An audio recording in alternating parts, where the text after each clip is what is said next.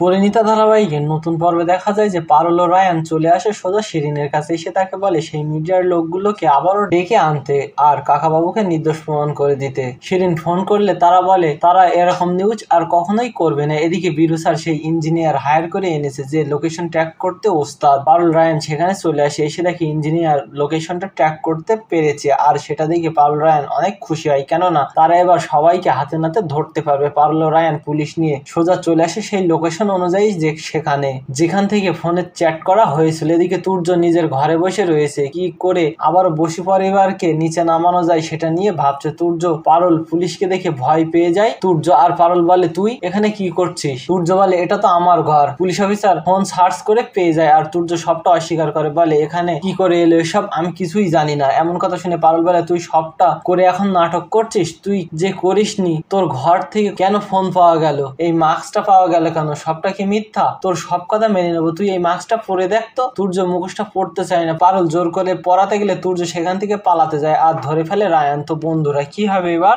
সবটা দেখতে এখানে একটা লাইক দিয়ে কমেন্ট করে জানিয়ে দাও তোমাদের মতামত। ধন্যবাদ।